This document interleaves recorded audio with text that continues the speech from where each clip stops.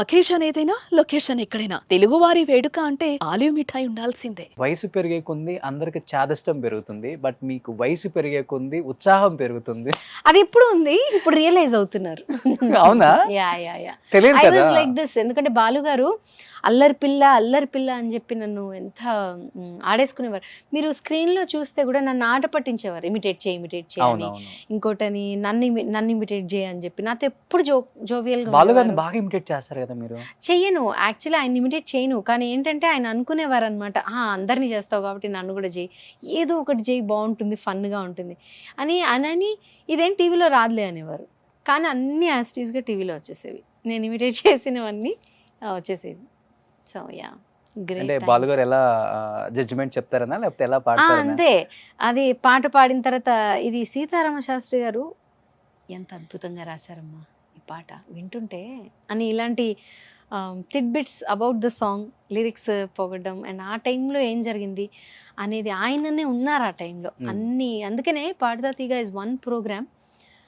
మీకు పాత రోజుల్లో ఏం జరిగింది, వారు ఏ ఇన్స్ట్రుమెంట్ ఏంటి, ఎవరు ప్లే చేసేవారు, అవన్నీ ఆయన ఎంత బాగా గుర్తుపెట్టుకునేవారు. Greatest memory.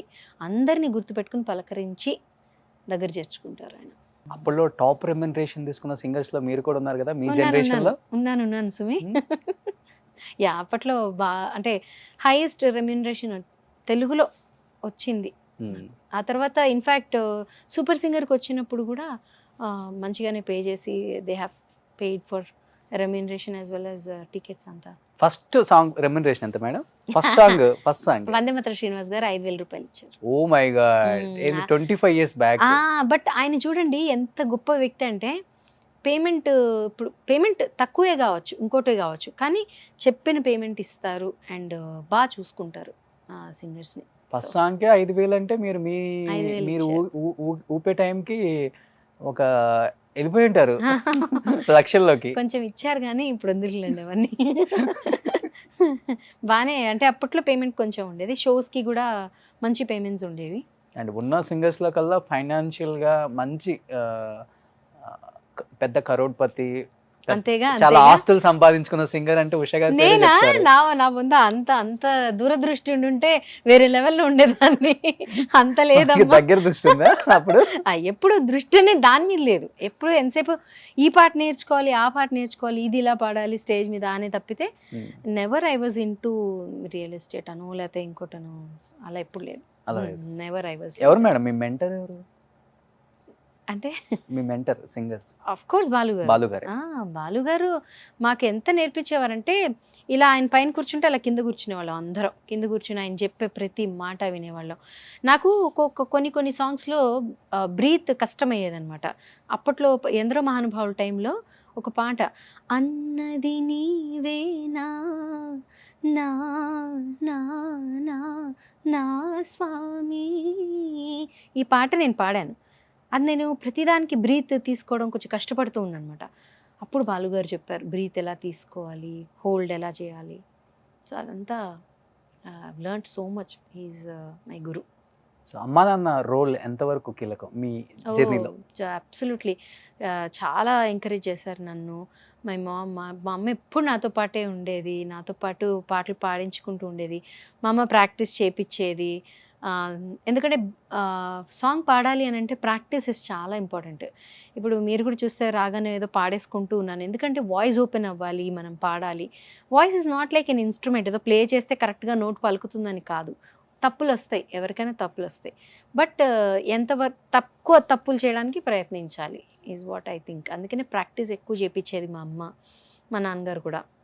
మా నాన్నగారు ఎప్పుడు my mom was always there with me. నాతో ఎప్పుడు వచ్చేది కూడా, ట్రావెల్ కూడా నాతో పాటు చేసేది. సో ఎప్పుడు ఎంకరేజింగ్ ఉండేవారు. అంటే మీరు అందరు సింగర్స్ ఇమిటేట్ చేయగలరు అండ్ వాయిస్ మోడ్యులేషన్ అసలు అవుట్ స్టాండింగ్, మీది డిఫరెంట్ గా మార్చగలరు. వెస్టర్న్ నుంచి క్లాసిక్ నుంచి ఇంకొక లెవెల్ అలా ఉంది. అండ్ మీ టైంలో సింగర్స్ అంతా కూడా డబ్బింగ్ ఆర్టిస్టులు అయిపోయారు. శైలజమ్మ, సునీత గారు. అండ్ మీరు ఏం సినిమాలకు డబ్బింగ్ చెప్పలేదా మేడం? ఈవెన్ బాలు గారు కూడా డబ్బింగ్ ఆర్టిస్ట్ అయిపోయారు. అవును, నన్ను అప్పట్లో అడిగేవారు డబ్బింగ్ చెప్పమని. ఎందుకు I was not very comfortable at that point dubbing చెప్పడం. ఎందుకంటే వాయిసెస్ కూడా నాది కొంచెం బేస్ ఉన్న వాయిస్, అంటే ఇట్స్ నాట్ లైక్ ఏదో అంటే కొంచెం హీరోయిన్కి ఉండాల్సిన వాయిస్ అయినా కొంచెం రఫ్గా ఉండేదేమో అనిపించేది. So I dent try. ఇప్పుడు నాకన్నా రఫ్గా వస్తుంది కాబట్టి నేను ఇప్పుడు ట్రై చేయగలుగుతాను. డబ్బింగ్ కూడా ఇప్పుడు ఏదైనా ఉంటే నేను ఐ ట్రై.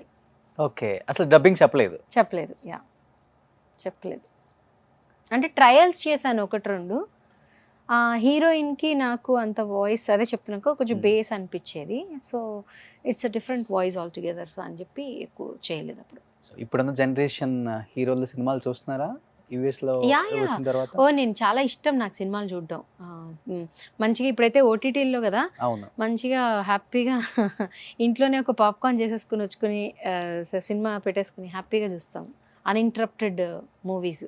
ఎవరు ఇప్పుడున్న హీరోలలో మీ ఫేవరెట్? లైక్ జూనియర్ ఎన్టీఆర్ ఉన్నారు, రామ్ ఆఫ్ చరణ్. కోర్స్ నాకు చిరంజీవి గారు ఆఫ్ కోర్స్ ఆయన చేస్తున్నారు. And Ram Charan, junior NTR one of my favourites.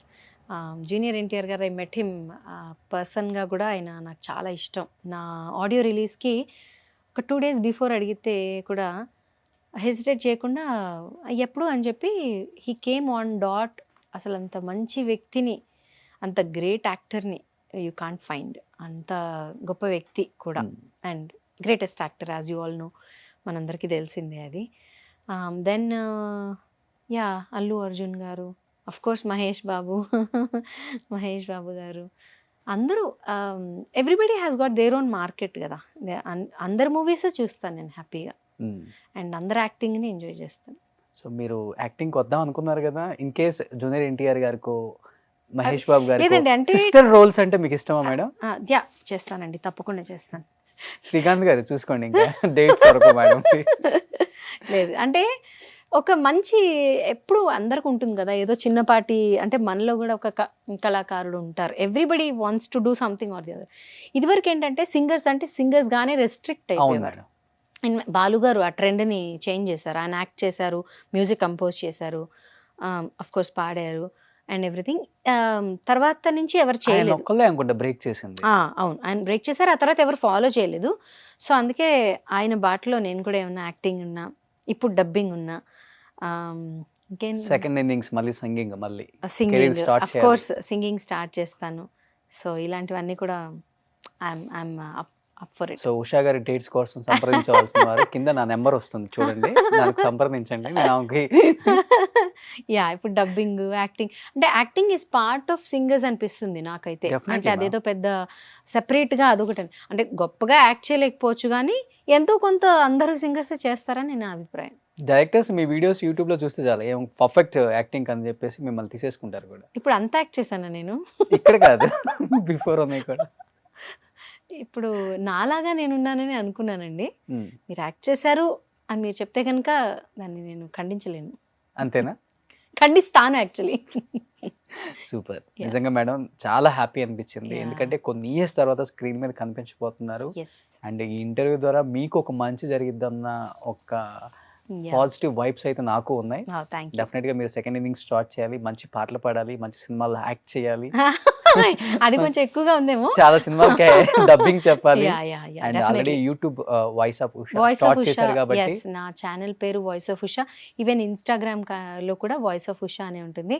మీరు ఫస్ట్ ఫాలో చేసేసి అందరికి కూడా లైక్, షేర్, సబ్స్క్రైబ్ అని చెప్పేసేయండి. సో అలాగే నా ఛానల్ కి అలాగే నా ఇన్స్టాకి ఫాలో అవ్వండి అని మీ ప్రోగ్రామ్ ద్వారా ప్రేక్షకులకి చెప్తున్నాను. మీరు ఇంటికే పరిమితం కాకుండా మీరు ఇంటి బయటకు వచ్చి చాలా మంచి కార్యక్రమాలు చేయాలి. ఇంకా తప్పకుండా ఐఎమ్ అప్ ఫర్ ఇట్.